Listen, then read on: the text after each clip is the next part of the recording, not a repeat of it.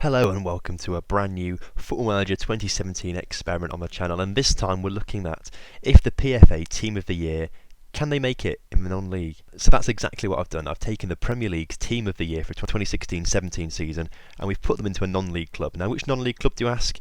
Well, technically in real life they're not non-league anymore because we got promoted last season, but I've chosen my team, which is Lincoln City, which I absolutely adore.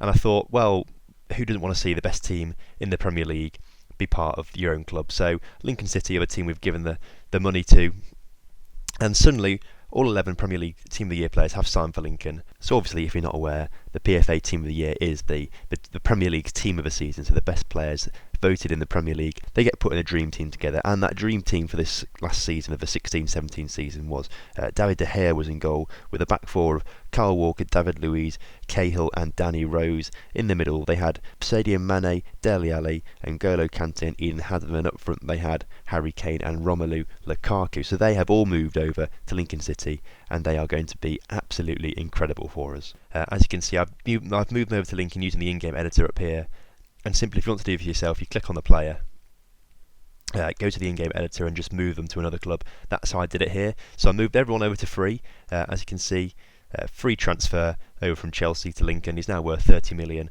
at Lincoln. Now, moving the players across isn't the only thing that I've had to change. I've had to change a few things with Lincoln as well, to try and keep them at the club essentially, because if you move all these players over there and not change anything, they're all going to leave straight away. So, first of all, we're giving Lincoln a ton of money so they can actually afford to pay these massive wages to these players as well. Otherwise, the club would be bankrupt and they'd all leave, so that'd be pretty bad. Secondly, I've also had to up Lincoln's reputation, otherwise other teams will come in and poach these players, which is not what I want. I want to see them, develop at the club for at least a season or two before they start to move away. And thirdly, I've also changed all of these players' hidden attributes. Now, if you also go into the play, you can edit their attributes, and if we go down to edit attributes, obviously, under general you can see all these hidden attributes, including reputation of the players at home and abroad, their current ability, potential ability, etc, etc. So what I've done is I've gone down to loyalty in all these players and put them to 20, and hopefully this means that they'll reject contracts from other clubs and will stay with Lincoln for a little bit longer than they would do normally if they didn't have 20 out of 20 loyalty. So the plan for this save is to just sim a few seasons into the future. This episode we're going to go 3 years into the future at 1 year intervals, and we're just going to see how each of these players do, and if they start to move on, if they stay at the club, and obviously how well Lincoln do. Obviously with these players here, you'd imagine they'd be winning the National League comfortably.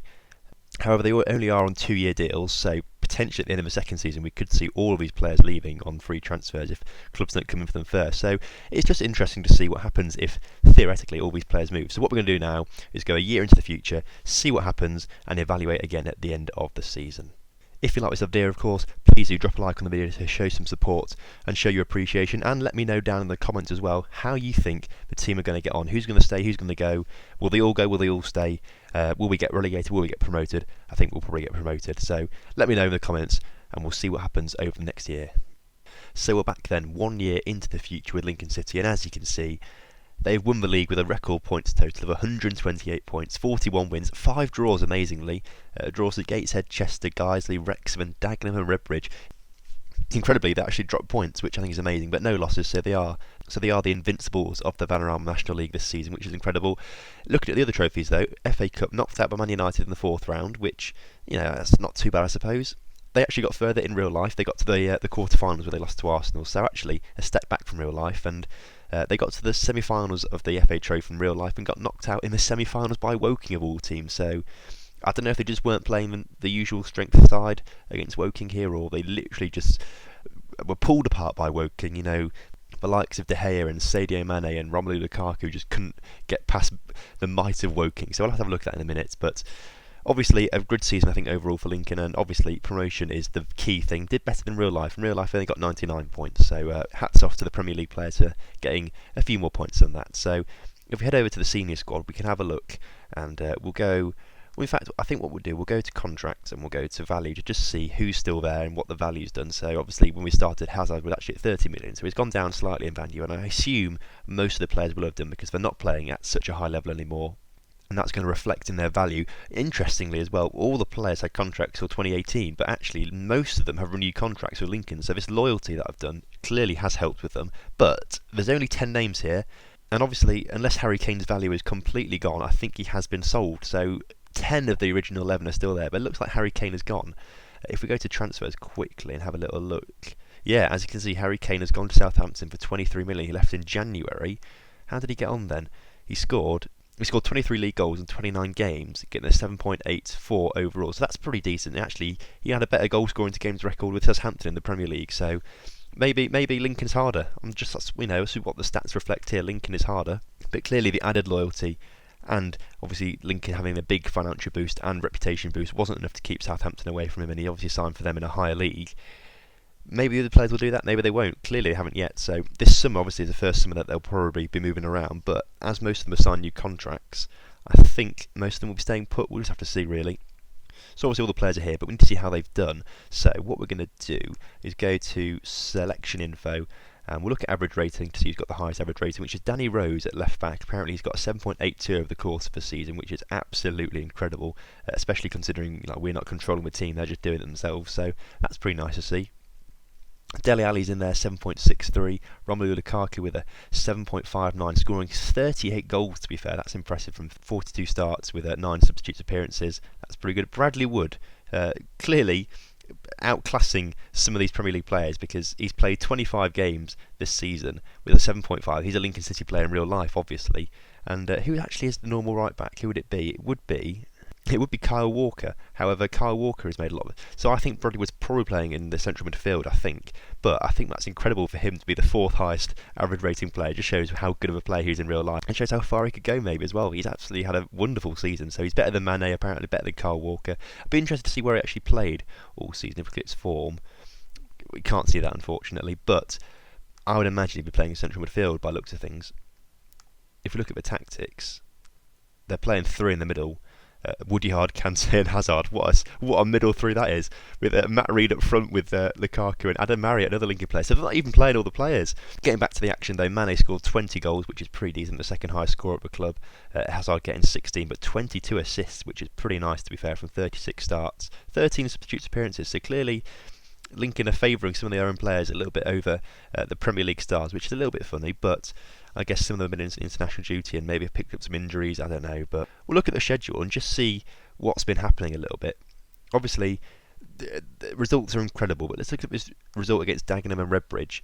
It won't show the lineup for some reason, but Mane did score in the 88th minute, so actually it looks like we just about rescued the draw in that game, which is incredible considering I assume most of the team were playing that game. But apparently we're not allowed to see that fixture in full either, so we'll never know who's played that game, but we know Mane scored.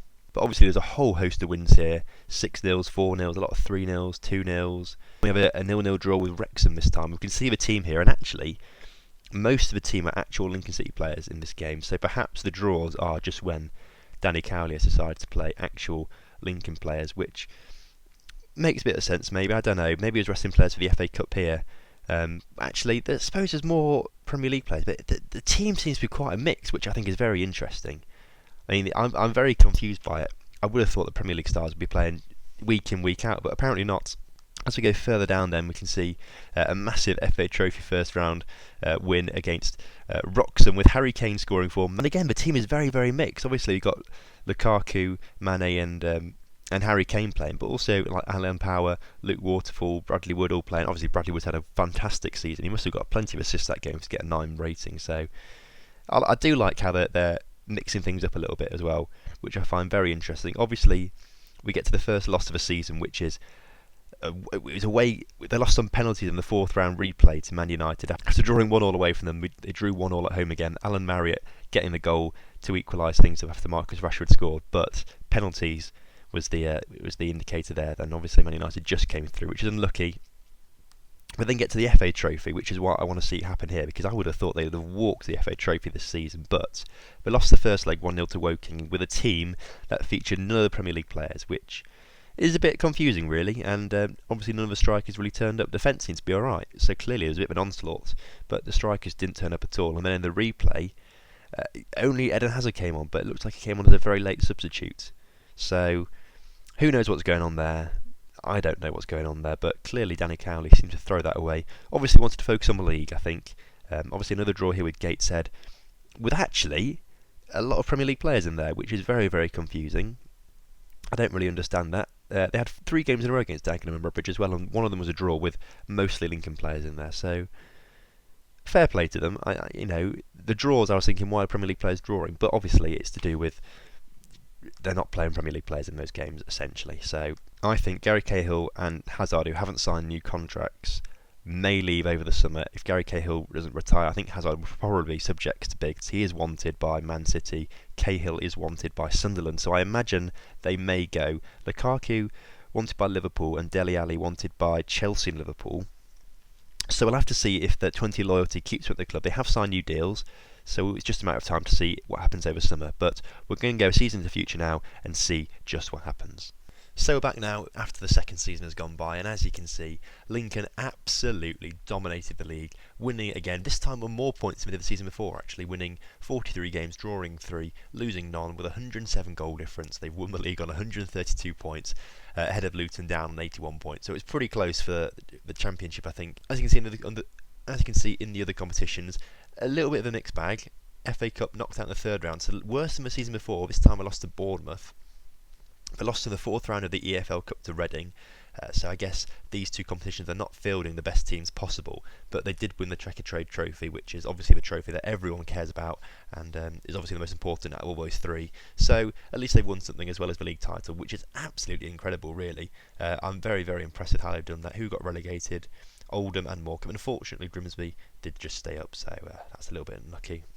Gary Cahill did leave indeed, but Hazard didn't. Instead, Dele Alli left for 23 million, rising to 31 million. He was a player that we saw had doubts, had interest in him, so I'm not surprised that he's gone. However, I'm surprised that Hazard is still at the club. I thought he was going to leave, honestly. I thought he would probably get a transfer away. Obviously, though, they have brought in some more players. Now, as you can see here, they brought in some very high-profile players, especially for a League Two team. So they brought in Kolo Touré, Martin Caceres, Julia Hoylett, Martin Kelly, and Phil Jagielka on free transfers before breaking Lincoln City's transfer record on 9 million for Mohamed El Nani from Arsenal, who's a central midfielder, 25 years old, Egyptian. Very, very good for League Two, I think. Probably slightly too good, and obviously they got a good deal because he's now worth 20 million. So he's doing alright for them. So let's have a look at the senior squad then. We'll go to who's been picked. So obviously everyone else is still here. De Gea is still there. That's fantastic. Martin Kelly is playing as a right back. Unfortunately, Bradley Wood doesn't seem to be getting the call up that he did last season. In fact, he has been released. If you look at this column here, he's been released. So that's unfortunate. Martin Caceres, of course, central defender. David Luiz still there. Danny Rose still there. Kante still there. El Nani is in the middle, of course, with Hazard as well, the other side of him, who I didn't realise was a central midfielder. I don't think he is really. He's more obviously an inside forward, but that's where Lincoln are playing him. Wasted talent, really, you could say. But he signed a new deal to 2020 as well. And then Mane, Marriott, and Lukaku are up front. Kyle Walker apparently can't get into this first team, as can Julia Hoylett and Jagielka. So and even Kolo Touré can't even get onto the. He's only backup apparently. Squad status Kolo Touré backup. That's incredible. I love the sign of that. So let's go to the selection and just see who's got the best average rating this season. Hazard, of course, one of the best players in the world, has the highest rating, with Danny Rose in second with a 7.65, and Mane with a 7.49, just behind him. Who's the first non-big star player? Matt Reed is there. He got a 7.4 after his 7 starts and 14 subs, scoring 6 goals, fairly respectable, especially as he's normally a target man, doesn't really get a lot of goals. Elliot Whitehouse also sneaking in with a 7 rating, but other players then getting below a 7, which is a bit surprising. You would have thought in a squad that's just dominated League 2 they'd be a bit better, especially Alex Woodyard down on a 6.4. That is very, very poor, so I don't know about that. But obviously the team seems to have stayed fairly consistent. If we look at goals, they've all come from Lukaku, 38 goals in 58 games, in fact 60 all subs appearances, so obviously they played a lot. Mane with 30 and Hazard with 22, who got 25 assists as well. That's incredible. Mohamed El Nani got 18 of the assists as well. So goals coming from these 3 players, assists coming from quite a lot of different players, to be fair. Rose, Mane, Lukaku, El Nani, Hazard getting in double figures with the assists, which I think is pretty interesting. Now also, I didn't change any of the facilities at all, but in those 2 years they have changed it to state-of-the-art training facilities and top youth facilities. So obviously all the money is coming and done them quite well, but their junior coach and youth recruitment is still very basic. So maybe they're not going to be generating too many good regens. So I think with this squad, it's not a case of if, it's just when Lincoln are going to get into the Premier League with this squad. Obviously, they've dominated the past 2 seasons, and I can't see it stopping anytime soon, especially if they can just keep players, and if they've got the calibre to bring in players like El Neni and Kolo Toure, etc., then really they should be steamrolling themselves into the Premier League soon. So that's quite interesting to take from this experiment. So what we're going to do now then is go one more year into the future and see what happens in League One, and then we're going to leave it there for this episode. So hold on to your horses. We're about to go 1 year into the future once again. And so another year has gone by now, and as you can see, Lincoln City once again winning the league at 125 points this season. So they lost 2 games somewhere on the line because they've won 41, drawn 2, and must have lost 3 actually. What am I talking about? There's 46 games played, obviously. Can't do my counting. This is the furthest they've gone in the FA Cup since the changes to the squads have started, and they were knocked out by Tottenham in the 5th round, so that's quite good for Lincoln getting that far. Knocked out in the 4th round of the EFL Cup again this time, and this time they didn't win the Trade Trophy, and obviously something's gone wrong there because they should be winning that like we did last season, really. But as we've seen, they're not really playing their best team in some of these cup games. So let's have a look at the transfers and see if anyone has left the club. A lot of players leaving. Hoylett has left, Subotic has left, I don't even remember him signing, Jagielka and Kolo Toure retired, but Romelu Lukaku, one of the Premier League team of the season, has left Liverpool for 28.5 million, rising to 36.5 million, so that's a good deal for Lincoln, definitely. It's the 4th player to have left the club, and the 2nd striker actually, so only Mane is still there that can play up front, so that might prove a little bit tricky for the Championship when they play their next season.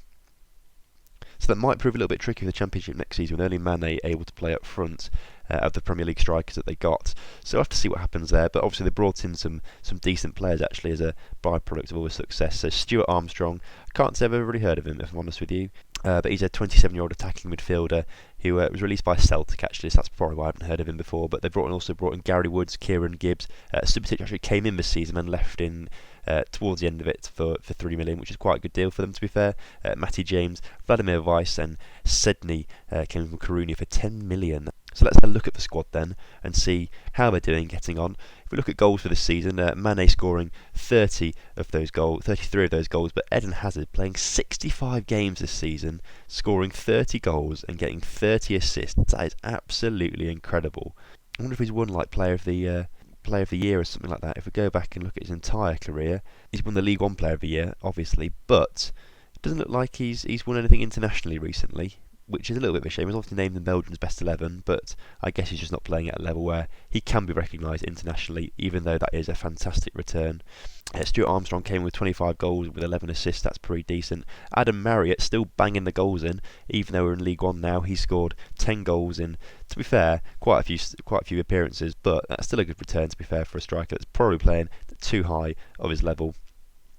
Kante getting 8, Matty James getting 8, and Jason Albans getting 8. So obviously a lot of players have come in now, and they're sort of starting to replace the best 11. Maybe, I don't know. Obviously, if we look at appearances, we can see that the original, Premier League players that we signed up for them have played the most games. Hazard 65, De Gea 61. David Luiz 56, Kante 54, Danny Rose 51, Kyle Walker. I mean, I don't have to go through it, do I? But you can see for yourselves. But obviously, the players that have signed from the Premier League clubs, from the PFA Team of the Year, have been playing the most games. Obviously, they've also got the best ratings, just about. El Neni and Matty James getting in there with the high ratings as well. But it's usually just these players that we've brought in, to be fair. Now, I'm interested to see who they lost to this season. Obviously, last season was unbeaten, as was the season before. But they had a miraculous 3-0 loss to Oxford. We can't see the team there, unfortunately, for whatever reason. But Vladimir Weiss was sent off, so must have had quite a detrimental effect on that game. That was pretty unfortunate. So that was the first league loss. They also lost 2-1 to Bolton. Again, we can't see that team, but Mane scored, so they must have been playing a fairly decent side then. They lost to Liverpool in the EFL Cup, playing a very strong side actually, so I guess Liverpool just were too strong. Dele Alli scoring against his former club Lincoln, that's pretty heartbreaking. We're scrolling down a little bit further. We lost 2-0 to Fleetwood in the league as well. Can we see the team that we can? And actually, they should not have lost that game. Look at the team there. That's incredible to see Fleetwood beating a team of should-be Premier League players, really, mostly. And they also lost to Mansfield in the Trade Trophy, playing, by looks of things, quite well, I say quite a reserve team, but Hazard is there, Kolo Toure's there, Jagielka's there, Gibbs is there. I was sort of looking at other players. The goalkeeper obviously not being selected for that. For the game against Tottenham though, most of the Premier League stars were playing. They just seemed to lose because of a red card, I guess, and that's probably the only reason they lost, so that's pretty unfortunate. Other than that, they had a pretty routine season, winning most games. Obviously had a couple draws in there as well, but fairly standard season for Lincoln. It's what you'd expect of all these kind of players at this kind of level. So I'm pretty pleased with how the experiment's going. I kind of thought other players would leave, if I'm honest with you. I did think most of them would be gone and there'd be no point in this, but most of them have stayed. So I'm going to put it to you now in the comment section. What do we do? Do we just keep it as it is, keep these remaining players until they all start to leave and retire? Or do we go and get, Kane and Lukaku and Dele Alli back, bring them back into the side and keep this, 11 players that have been in the PFA Team of the Year and keep them together for as long as possible before they start to retire and just see how far they go? Or do we just leave it as it is, like I said? So let me know in the comments. Of course, if you've liked the video, please do drop a like and let me know what kind of stuff you want to see experiment-wise. Obviously, I've got lots of ideas myself, but I'd like to know your feedback as well and what kind of experiments you want to see on my channel. So thank you very much for watching. Please do like and subscribe, and I will see you next time.